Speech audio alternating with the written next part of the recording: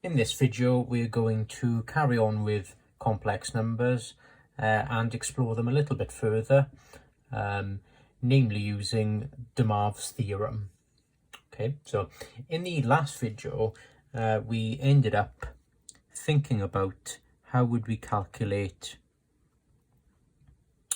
something like this, for example. Okay, so 3 plus 2j to the power 4. Now, of course, we said we could multiply this out several times using just normal Cartesian form, but it could take a long time, especially if this power here is a very big number. Now, there is a way to do this, 3 plus 2j to the power 4, fairly quickly. And the method that we look at is something called de Moivre's theorem. Okay, now the problem with de Moivre's theorem when we're looking at something like this is that de Moivre's theorem is in polar form. So we need to be able to put this into polar form first before we use de Moivre's theorem. Now, this is what de Moivre's theorem looks like. So you'll see it's very similar to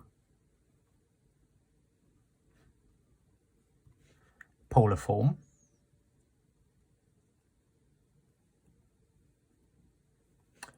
Okay, with a slight difference. So remember, polar form is r cos theta plus j sine theta. Slightly different here now. Look, we've got these n's. Okay, we've got n's also in there. Now, all these n's stand for here is the power that we're raising our complex number to. Okay, so in this case, for example, n would be 4. Now, we know that r and theta, of course, you get from the Argand diagram, the modulus and argument, as we call them. So we know what everything is in here, and of course the j is the complex imaginary part of a complex number. Okay, so this is what de Moivre's theorem looks like. So we'll have a look now at trying to calculate this 3 plus 2j to the power 4. So let's calculate then this 3 plus 2j to the power 4. Okay, so we're going to use de Moivre's theorem to calculate this. But what we're going to do is we're also going to express our answers in Cartesian form. Okay, so going forward from this example onwards, we're going to express our answers in Cartesian form, because this is what the form is that our question has been given to us. Okay, so it's been given to us in Cartesian form, so it's only fair we give back the answer in Cartesian form. Okay. The problem being, of course, with de Moivre's theorem is that you've got to put it into polar form first. Okay, so there's going to be a little bit of switching between the two forms. Of course, if you want more practice at that, look back at the other videos that I've uploaded on complex numbers. So 3 plus 2j to the power 4 then. First of all, we want to draw our Argand diagram. Okay, so we've got the real and the j-axis. And we want to draw this complex number. Okay, so we'll ignore the 4 for a second. Okay, this is where de Moivre's theorem comes in when we start applying this 4. For now, we'll ignore that and just look at this 3 plus 2j. So we're going to put this into polar form, so 3 on the real axis, 2 on the imaginary axis. So our complex numbers there, and we want to work out, if you remember, r and theta. Right, so r squared then, using Pythagoras' theorem, is equals to 2 squared plus 3 squared. And I'm sure we're okay with this, so I'll cut to the chase. R is equals to root 13, which is 3.61. Okay, so there's our R value. Save a bit of room. For theta then, what have we got then? Tan of theta is equals to the opposite side, so we've got 2 over the adjacent, which is 3. and take the inverse, of course, and we'll get theta as 33.69 degrees. Okay, so 33.69 degrees. Right, so nothing different so far to what we did in the other videos. Right, so we could either write this out now in polar form first of all, or we could just go straight for it and stick it straight into de Moivre's theorem. So remember de Moivre's theorem, r to the power n. So if I just write it down quickly again. Cos n theta plus j sine n theta. Okay, so here's de Moivre's theorem. Right, let's put it all in. So r is 3.61 to the power n, which of course is 4. So n now is this value.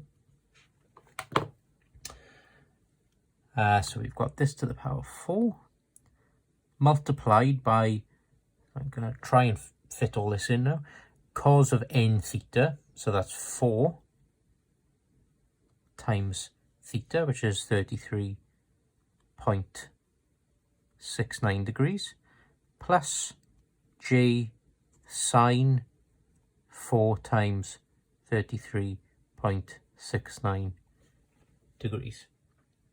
Okay, so hopefully you can see that okay there. So we've got 3.61 to the power 4, cos of 4 times 33.69 plus j sine 4 times 33.69. So always be careful with this. Sometimes I see mistakes of people, for example, doing 3.61 times 4, or in here I see sometimes people doing 33.69 to the power 4, okay, rather than multiplying. So you've got to be careful that you're using the formula correctly. Right, so we're going to multiply these out now. Of course, expect some big numbers with these, because not so bad for this one, because we're only doing to the power 4, but you know, as you can imagine, if we're doing to the power 8 or 9, you know, and upwards, you can get some of these values being, you know, for example, 10,000. Yeah, so when we get back to our answer, when we turn it back into Cartesian form, you can have answers, you know, 5,000 plus 6,000 j, something like that. Okay, they can be quite big, but like I said, not so bad for this one, because we've only got power 4. Right, so 3.61 to the power 4 then is 169.84, and let's multiply these out then. So we've got cos of 4 times 33.69 gives you 134.76 plus j sine, and we get the same thing, of course, 134.76 degrees. So what we've got here then is the answer in polar form. Okay, we've applied de Moivre's theorem and it's in polar form. All right, so this is the answer in polar form. But of course, we want to have our answer in Cartesian form. We want our answer to look something like this, a real part and an imaginary part. So of course, what we need to do now is we need to multiply this out. Okay, so what I'm going to do first, and there's various ways you can do this. Of course, you could you know, put a lot of it in a calculator in one go, but I'm going to do it in steps. What I'm going to do first of all then, if I leave this down the bottom here, I'm going to work out what cos of this angle is and sine of this angle is. Okay, so outside the bracket then we've got 169.84. So that was here. Cos of 134.76 gives you minus 0.70. Sine of 134.76 gives you 0.71. And of course it's multiplied by j as well, so we've got a j on the end. Okay, now we can multiply this out. So we multiply this 169.84 into this bracket, and it will give us the answer in Cartesian form. Okay, so if we do that then, we get minus 118.89 plus 120.59J. So the numbers aren't too big here because we're only raising to the power of 4, but big enough, yes. A couple of points. People sometimes say, well, how is there a minus in there if we started off with positives? So we started off with 3 plus 2j, didn't we, to the power of 4? How can we end up with negatives in our answer? Well, of course, remember when we were multiplying Cartesian numbers together, complex numbers together, remember whenever we were ending up with j squareds, we were substituting in minus 1. Okay, so if you keep doing that, of course, there is a chance of having minuses in there. Conversely, of course, because two negatives multiplied together positives, sometimes you can have negatives in here and end up with positives in here. Okay, so you know, be careful and don't panic if you see negatives in there. That's entirely plausible. Another thing I would mention is, why have we got decimals in here when we started off with just whole numbers? Yes, 3 plus 2 multiplied by j as well. Well, of course, we are rounding down some of these numbers, aren't we? When we found r and we found theta, of course, we were rounding those down to 2 decimal places. So the numbers here won't be exactly dead on, but it gives us, you know, a pretty good you know, approximation of what that would be multiplied out. Okay, so if we raise that to the power 4, we get 118.89 plus 120.59j. What you would actually get if you multiplied this 3 plus 2j by itself 4 times is minus 119 plus 120j. Okay, so that's what you would get if you multiplied this algebra out manually. As you can see, it's extremely close to what our answer was. Okay, so there is an element of approximation to this to some degree, because you are rounding down the values of theta and r mainly when we're converting into polar form. But like you can see, it's a pretty good approximation, and much quicker, I would say, than multiplying this out 4 times. Okay, and especially, you know, if you've got a high value there for n, for this power that we're raising the complex number to, you know, that would be very difficult to do. Next one then, so minus 4 plus 3j to the power 6, and again we want to express our answer in Cartesian form. Right, so let's get the old Argand diagram out. So we've got a real and a j-axis, and we're going minus 4 on the real axis and 3 on the imaginary axis. So we've got r there and theta there. Right, so let's work out r first then. So nice and easy, r squared equals 4 squared plus 3 squared, again using Pythagoras's theorem. And if I can skip some of the workings out here, we get r is equals to 5. Okay, so we get square root of 25, which gives us r as 5. Right, in order to find theta now, which again, remember, is always from the positive real axis, we're going to find out what this dot value is first. So tan of that angle is equals to the opposite, which is 3, over the adjacent, which is 4. So of course we're dealing with lengths now, so we're using positive values. Take the inverse there, and you will get this angle as 36.87 degrees. Of course, for theta then, we want to take that angle away from 180, and that will give us theta as 143.13 degrees.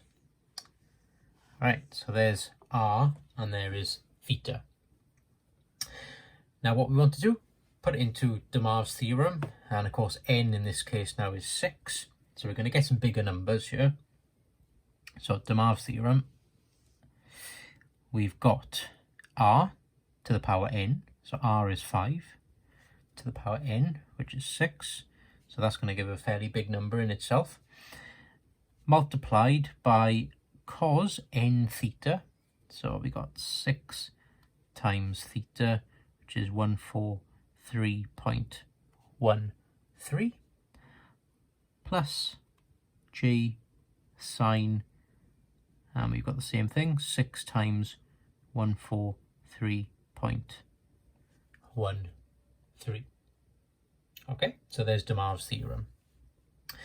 Now we want to work these numbers out. So 5 to the power 6 is going to give us 15625. Okay, 15625. And inside this bracket then, 6 times 143.13 is 858.78. So we've got cos 858.78. And of course, the same after this sine.